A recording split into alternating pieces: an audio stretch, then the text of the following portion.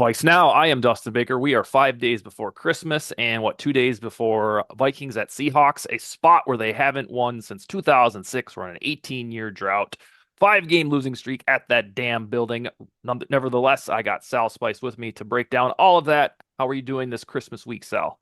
I'm doing good. Honestly, it doesn't feel like Christmas week to me. I don't even have a Christmas tree up. I haven't bought a single What do gift. you have in the background? I have my Vikings tree, Yeah, but that suffices for a show like this. for the show it works for sure. But as far as the house goes, it doesn't feel like Christmas to me at all. But I'm good. What are I'm you good. doing How for are you? Christmas? That's a good question. I'm not sure. Oh, really? I have a couple options, but yeah, we're waiting for the details to develop on those. Oh, okay. Stay tuned. Yeah, the next time we talk, if we talk after, yeah, we'll be past Christmas and we'll be peaking at Packer week. So, if I don't mention it to you, Merry Christmas on air here. Thank you. Merry Christmas. Absolutely. Let's get into some of the Viking stuff. So, the Vikings handled the Bears 30-12. We hoped that there would be a blowout, and then we had a strange debate afterward whether or not the game was dominant enough to some fans' liking. And we are about 5 days, 4 days removed from it because of Monday Night Football. Did you walk out of Vikings Bears with the big chest, or were you like, this is just kind of meh? I would say somewhere in the middle. I didn't feel disappointed by it by any means. I think you and I have talked so many times over the years about how Bears and Vikings matchups are usually pretty ugly and fluky and weird things happen. And I think that we avoided any of those circumstances in this game, which of course feels like a relief. Hmm. And I also wasn't overly impressed either. I think that they handled business, which is what good teams are supposed to do. They got out of there with a win. No one got injured. I didn't see anything to be concerned about going forward. So I was satisfied with it. We've kind of went all over the spectrum this year. We've won squeaker games. We've won ugly at Jacksonville. We've won a blowout against the Texans. We've won somewhat dominant against the Bears. The only thing that hasn't happened is an ass kicking. So hopefully we don't even have Yes. to entertain that. The Lions game was tight by 2 points, and then the Vikings-Rams games, even though it was settled by 10, felt much closer than it was. So on the Bears, the Vikings stifled Caleb Williams. They got the offense cooking to an extent, although Sam Darnold didn't have most pristine game you've ever seen from him. What were one or two things you took away from the matchup other than, the 30-12 scoreboard? Well, I was impressed with how well they took care of Caleb this game. Hmm. The first game, I also thought that they did decent the first matchup, but then the week after that, they went right into playing Kyler Murray, and I feel like he just ran all over them and just had a ton of time to develop plays, which was frustrating to see them going right off of playing a similar quarterback the week before, and then you know regressing so Hmm. far. So I felt like I was very impressed with how well they took care of him. He never had an opportunity to get going. He was very frustrated. I also like how they didn't take their foot off the gas defensively with them. Where in matchups in the past, earlier in the season, you look at the Packers game, or I'm sure there's other ones that I'm forgetting now that people were so frustrated with. And that was the discourse on Twitter that they just don't put teams away. Hmm. And I heard Cam Bynum say recently this week that that last Bears matchup, they looked up at the scoreboard and all of a sudden it was tied and they just were in disbelief. How did this happen? They were determined this time to not have history repeat itself and to put them to not even give them an option for that to even come close to happening. So I was impressed with that they were able to stay true to that. It's also a Monday night game. You never know how things are going to go in that building. I mean, just think about a year ago when they played the Bears on Hmm. Monday night, how we were all very excited for that. And then it was atrocious. So I was happy with that. And again, as far as offensively goes, that Sam Darnold pick didn't bother me at all. It was stupid for them to even catch it. So that I wasn't bothered by that. I think I would say just maybe the consistency of it. I don't know. Nothing really stood out to me, I guess, offensively that I can recall at this moment. No, that's all But right. I would Sam say the Darn, penalties concerned me. The penalties did yeah, those concern those me came because back. yes, I feel like they that was something that they had gotten out of their system as struggling with as far as pre-snap penalties go. So I was surprised to see those return. So the Sam Darnold interception. That was if you're gonna rank interceptions, that was the best possible one a guy can throw because it was Mhm. fourth down. You want to throw it up to your playmaker in hopes that he can make a catch. And that I mean, if you're gonna go for it on fourth down, the field position is better to have the guy intercept it. So I had no qualms with that Darnold interception. A couple other notable items. Will Reichard totally back on track. He was perfect. He hit from 29, 46, and 50 something. Can't remember the exact number. And then we kind of had what felt like a kind of a Dallas Turner breakout game. He had one of the coolest sacks that I've seen in a long time. Are you excited about Dallas Turner's emergence here? Yeah, I'm really excited about him. I was never one of those that was just down on him because he Hmm. wasn't getting a ton of snaps or what's going on. I didn't feel like I wasn't frustrated that they weren't rushing the development of Dallas Turner. I've been excited about him since they decided to draft him. So yeah, but it is fun to see him getting involved more and to get the sacks. And then didn't he had a sack on Kirk Cousins as well against the Falcons, I believe. I don't think so. Really? I'll have to Because I look it up. remember thinking, why of No, he how had a huge hit on him. oh, it was a hit. It Yeah, was a hit. ginormous Okay. quarterback. In Okay. fact, the My bad. Falcons for those like 15 minutes were rolling, and then Turner smacked him on and crushed him, and they just started to go like this. Okay, that's Yeah, what it was. My bad. So yeah. yeah, it's fun to see him grow, and I think obviously he's going to be a staple in this defense for a long time to come. So it's fun to see these moments with him. I didn't have this on the itinerary, but you did it to yourself. Kirko was benched for the Falcons, so I don't know. You got a giant smile. I want to Yeah. know your long-term prognosis for him. Will he latch on somewhere as a starting quarterback next year? And how do you think the immediate Penix era will go? Because they're right in a playoff chase, and it's really weird to go to a rookie quarterback outside of an injury like this. Yes, it's very interesting timing that they have decided to do it now. I think that's obvious that they've lost all faith and he's going to be the one to get them to the playoffs, or even if he somehow they squeak by, that they're going to be able to go anywhere with it. So I think it's very interesting that they're deciding to put the keys in the rookie's hand and see what can happen. So if I was an Atlanta Falcons fan, I would be really excited right now because what's the worst that's going to happen? It's Hmm. you've already seen what you've got there.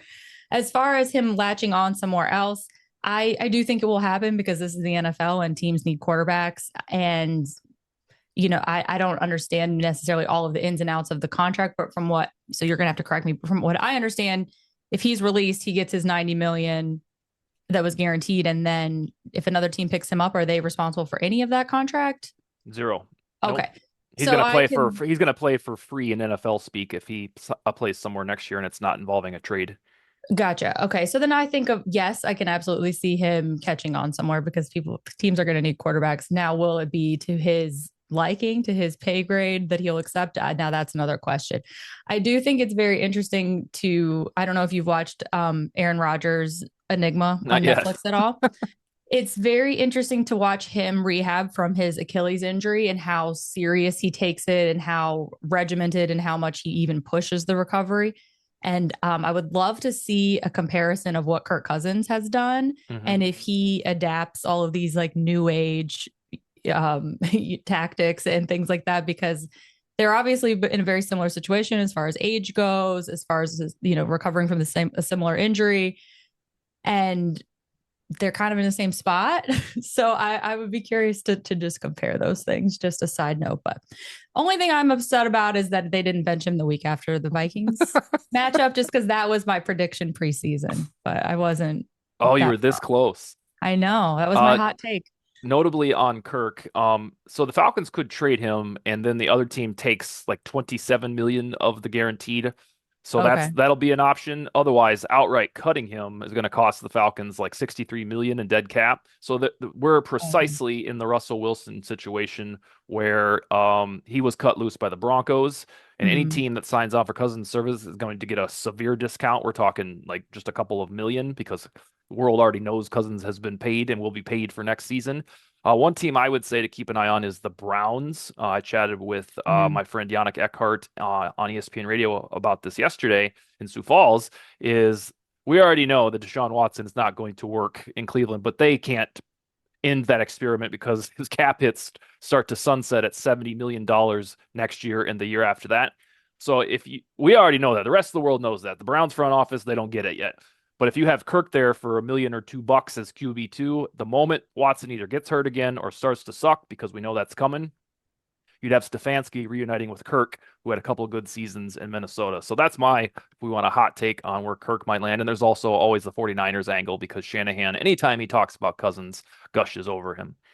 What a polar opposite spectrum of quarterback morality in one room that would be. Yeah, I don't know how they would. I don't know how they would coexist. What would they talk about? I don't know. I'm sure Deshaun would give him the story about how he was wronged, and Kirk Maybe would. Kirk would go back into having the glass partition in the quarterback room. Wonder if he still has that. So, all right, we covered Kirk, we covered the Bears. Next is the Seattle Seahawks, and I'm telling you, Sal, this is really cool because ordinarily, even back in May when the schedule came out, even like a month ago when I was talking with Josh Fry on this very show, I looked at the Seahawks game and I was like, they ain't winning that bitch, because Mhm. anytime they go there, like this is a Russell Wilson stat, they don't win, and so Mhm. Russell Wilson doesn't play there. It's Geno Smith. He's never as good as Russell was with the Seahawks. But because the Vikings are so balanced, and they proved to me week after week, 7 weeks in a row since that stupid face mask on Sam Darnold, the Vikings haven't lost. I don't have anxiety like my typical Vikings pessimism that I would have going on the road, especially going to Seattle. I just don't feel that way. Kind of like how going into Monday Night Football against the Bears, I didn't feel a letdown game coming. There have been years past where I'd have been like, oh God, they clinched the Yep. postseason. Now they're going to just play like poop. Didn't feel that. They didn't play like poop. So I feel the Seahawks are going to win.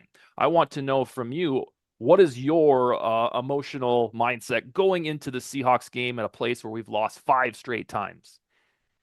I feel the same way. And I Exact feel same. we've been feeling the same way like this entire year. So it isn't very interesting for show purposes. But same, I heard people in the parking lot before the Bears game saying, oh, I think this is a trap game. This is one of those that they should win, that they're not going to win. Never crossed my mind that was going to happen. I don't have that feeling But about those this team. talkers are valid, and we're valid. Yes, yes. I mean, historically, from the teams that we have fallen in love with, there Mhm. are always letdown games, and there are ass kicking games, which you mentioned earlier that we haven't seen, that come out of nowhere, come out of the blue, that you don't expect. We haven't had any of those, even against very good teams. And yes, with Seattle, of course, it's I would prefer they're not flying, a couple time zones away on the West Coast and playing in those conditions, but that's what the schedule dictates, and it doesn't I don't fear that like I have Mhm. feared it in the past. And yeah, they haven't won there since I graduated high school. It's crazy to think about, especially as many times as they've played them over the years. For like a decade there, it seemed like they played them every single year Mhm. almost. Yeah. But yeah, I'm with you. Like that with this team, there's just something different about it that it doesn't scare me. I don't think it's going to be an ass kicking, but I think it's going to be a competitive game, and I think they're going to figure out a way to win it in the end. I might be a little biased just because I watched that game against the Packers on Sunday, anticipating a competitive Yeah, same. game, and it was absolutely the complete opposite of that. It was a complete snooze fest. So that's probably also a little bit in my mind, but it doesn't freak me out like it would have the last 20 years of my life, Yeah, I think this is a Kevin O'Connell stat, so to speak. It's or just a Kevin O'Connell thing. I'm pretty sure that's what it is, because we would be really justified to have that paranoia that says, "Oh, we're going to Seattle, not going to win that one." I think that's how consistent they've been this year. They bounced back after the 2-game losing streak. I want to point out that it's probably going to be rainy in Seattle. Yeah. That's what the forecast shows right now. And then let's see. Oh yeah, the last time they won was 2006. Chester Taylor had a monster game there. It's the year before Adrian was drafted, and yeah, that was it. What you're talking about every year, it was real. 2018, 2019, 2020. Just based on Yes. odd luck, we went to Seattle. Russell Wilson, the quarterback. We played well. We played tight. Notably had the Alexander Madison gaff, the 1 4th and 1, where we're like, oh my God, Zimmer's going for it. He's being ballsy. That was bungled, and Yep. yeah, we never get our doors blown off there, or at least during this 5-game losing skid. So we're hoping that it feels different. I'm actually, this is dangerous territory. I'm at a spot where I absolutely expect them to win, and I'm going to be disappointed if they don't. Not like, oh, these teams suck, but I'll be like, wow, I really thought they were better than this if they feel. Is that where you're at? I won't be pissed or like let it ruin my day by any means, but I will be disappointed because this is where this now they're in charge of their own destiny. Now Hmm. it's up to them what seed they get. It's up to them if they get home field advantage or home games at all. This is on them now. So this is where I think we see if that additional pressure, if it how much it means to them, how they're going to show up. Now it's they haven't shown up sloppily since really Jacksonville, so it's hard for me to even think that's going to come from them, which is, again is crazy to think. But so I will be frustrated just because that now they have to depend on other teams, other outcomes to get to their desired result. So that's why it will disappoint me. I think in the Vikings teams of our relatively recent past, where we would expect, hey, they're going to lay an egg against the Bears, or they're probably not going to win in Seattle, it's because one side of the ball was capable of messing up. Mm-hmm. Like the Zimmer teams of 2020 and 2021, unbelievably, the defense just went to hell, and you could never trust it. And then there was the inverse, the beginning of the Zimmer era.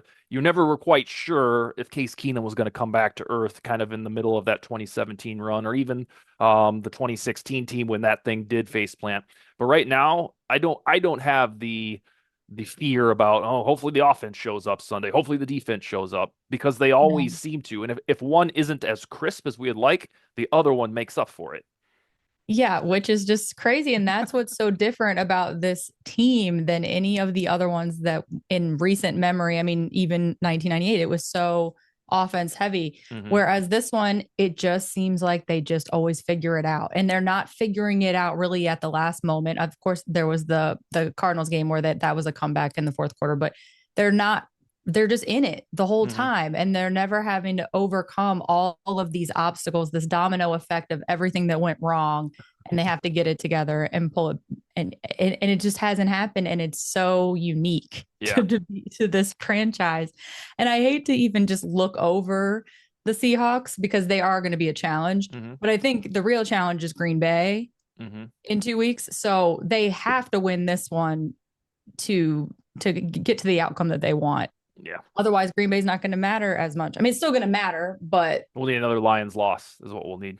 right, Hmm. right. And that's It'll probably not it'll going to be happen this more weekend. difficult. Yeah, against the Exactly. Bears. Yeah. Uh, So all right. So up until probably the Falcons game, I was one of those that was like, this team is good, but I don't think they have the juice to beat the Bills in the Super Bowl or even beat the Lions in the NFC Championship. Now the Lions have, 20 injured players or whatever the hell it is.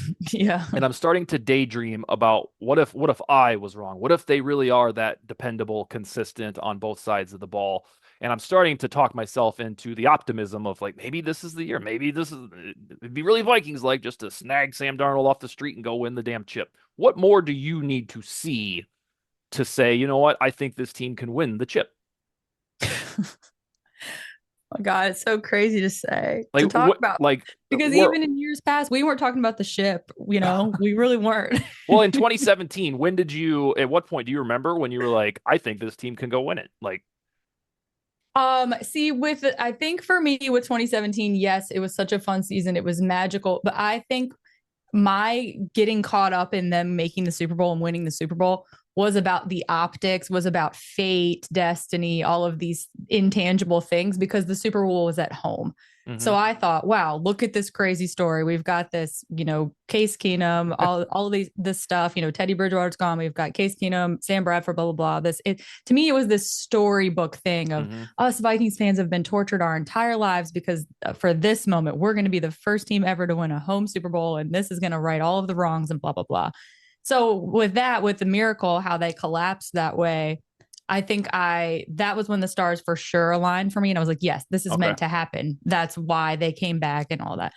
So that it was a little bit more spiritual for me, I guess. That's fair. Whereas this is kind of just more logical, which is weird for me to Hmm. say it when it comes to the Vikings, but it's like you just look at the opponents and you think, okay, well, they can hang with them. Hmm. I think they can hang with Philadelphia. I think they can hang with who, oh gosh, it's escaping me right now. But I mean, the Packers, I think, is the biggest challenge just because of how hot they are right now. And we know that they can hang with them, at least in the beginning of the season. They beat them pretty I mean, I know the scoreboard didn't reflect it, Hmm. but it was a good win.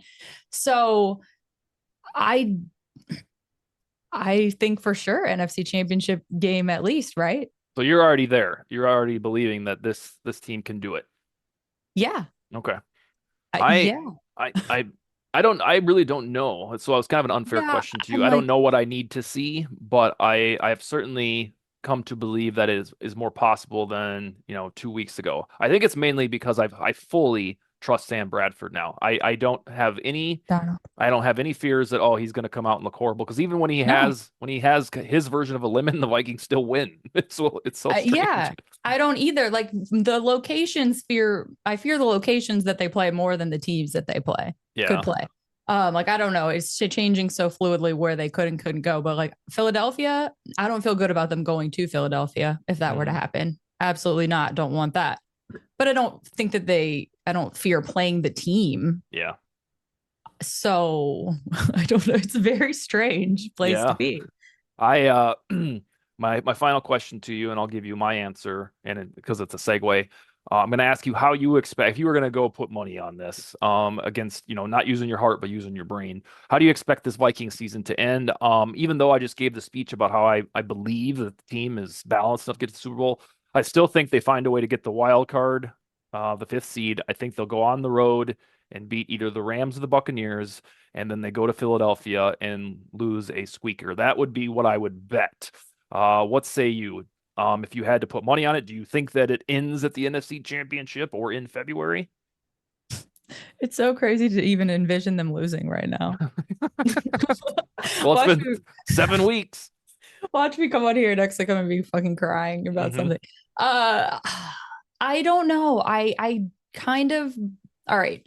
So say they win this week and they beat the Lions, but they lose to Green Bay. Hmm. Then what is the situation? Then they're not winning the division, correct? No, they will need Green. If they beat the Seahawks, lose to Green Bay, we are going to cheer like madmen and mad women for the 49ers to beat the Lions on Monday Night Football, because that will even it out.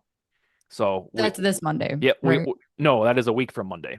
Oh, okay. Yep, the Lions play the Bears at Soldier Field, and I tweeted a thing about like a situation where the Vikings could clinch the number one seed, Oh, as early as the Packers game, and I got a bunch of flack for that because part of that was the Lions losing to the Bears.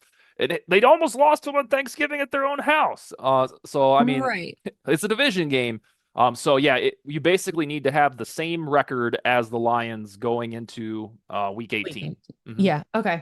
I I kind of see them winning out. I kind of see them getting the number one seed. I don't know. Maybe I'm Jeez. crazy. I Hmm. swear I haven't had anything to drink today, nor have I even had caffeine, ADHD medicine, nothing.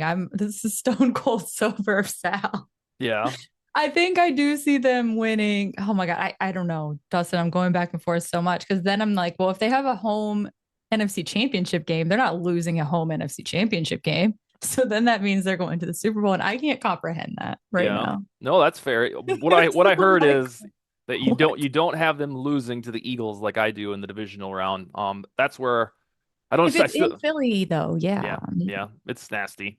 All right, I have the Vikings 30-24 over the Seahawks. Let's end the show on your score prediction. Well, I think 30 is pretty much the standard lately, but the rain. Mm-hmm. So I'll say 27 to 19. 27-19, 8 points. All right. You got any closing arguments, hot takes you want to reveal? I just can't believe we're already this far in the season Yeah. and that this is our situation that we're not doing a mock draft right now Yeah. or it's wild. Well, even if you start to think about that, you go look at them and they're like picking at 30th, and you're like, oh, this isn't shit. Like, Yeah, like who who cares? cares? Yeah, like trade the Yeah. thing, go get some more picks. All right, Yeah, Sal, get some more we'll picks. talk to you in Trade one. JJ. Get a Yeah. pick. All right, Sal, we'll talk to you in a week. All right, Okay. All right. later. Bye. Merry Christmas.